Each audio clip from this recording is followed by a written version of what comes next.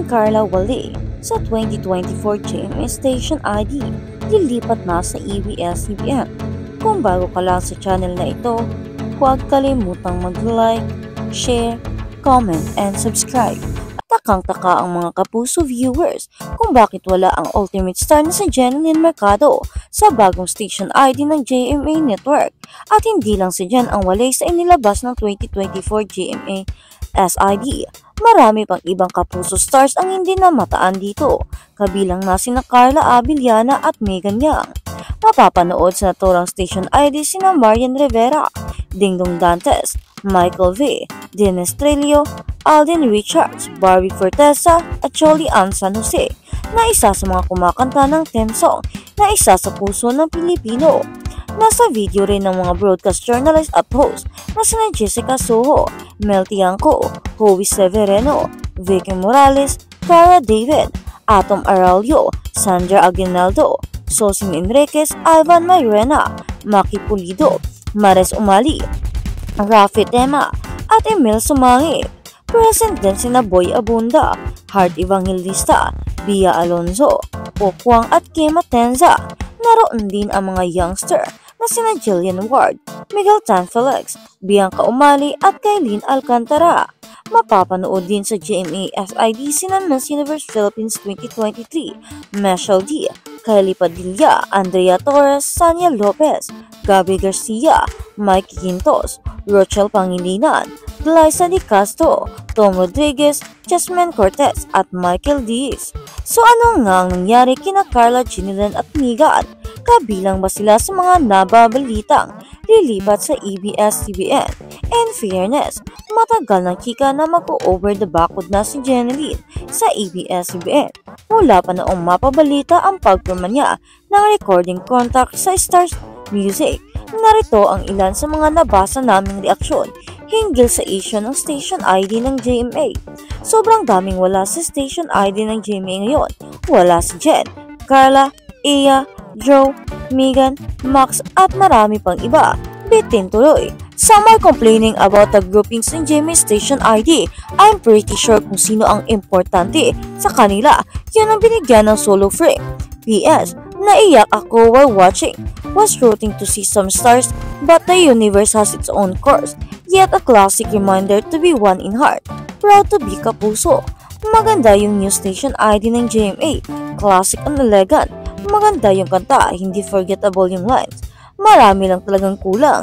Isa sa pinakaayaw ko sa GMA Now, hirap silang pagsasamahin mga artista. Iba pa rin yung dati, nakakakilabot. We love this SMGMA network, but we're still hoping for a full cast. GMA Station ID, we are entering a new era, so yeah please, love you. Sa isang panayam kay Jeneline, sinabi niyang forever siyang magiging grateful and thankful sa GMA 7, pati na rin sa lahat ng kanyang fans. Muli akong nagpapasalamat sa lahat ng sumusuporta sa akin, simula sa Starstruck hanggang ngayon. Lahat ng meron ako ngayon ay dahil sa inyo. All my dreams came true because of all of you. I am deeply humbled. Maraming salamat sa inyong lahat. Ani pa ni Jeneline.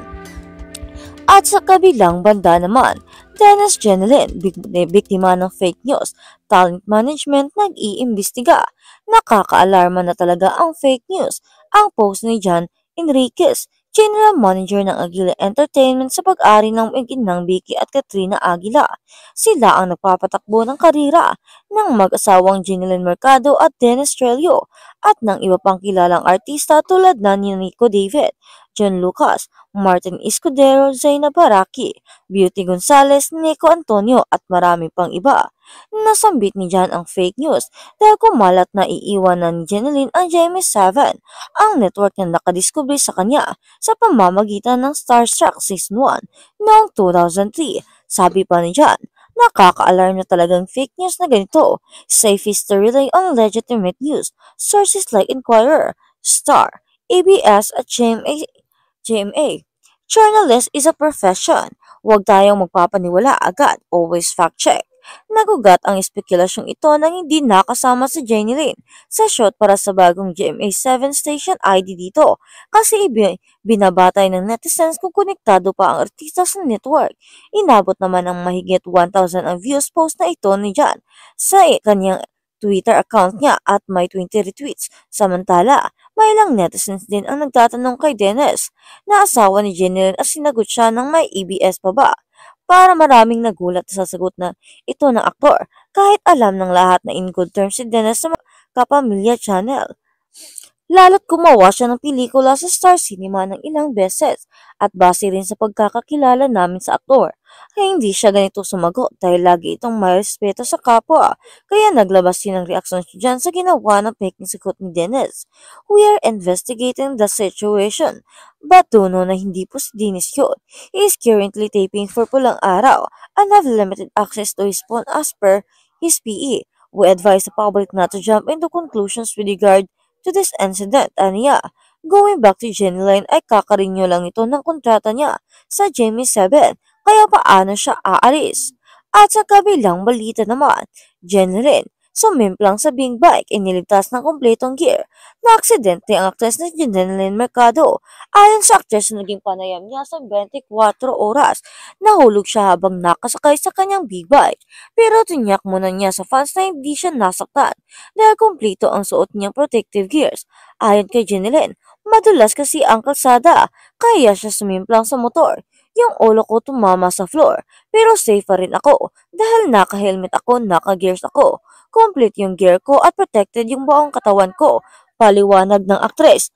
Dagdag pa niya, I am very thankful na walang major na nangyari sa akin.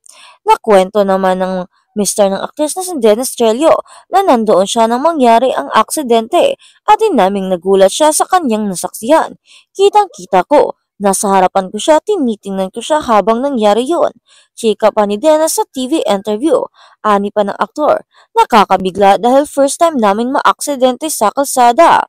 Kamakailan lang masayang ibinandera ng mag-asawa ang kanilang upcoming reunion movie makalipas ng 14 years. Magtatambal sina Jenny Lynn at Dennis sa Philippine adaptation romantic comedy film na Everything About My Wife na tungkol sa isang couple na laging nag-aaway. Tampok din sa pelikula ang aktor na si Samuel B. Maraming makakarelate dito.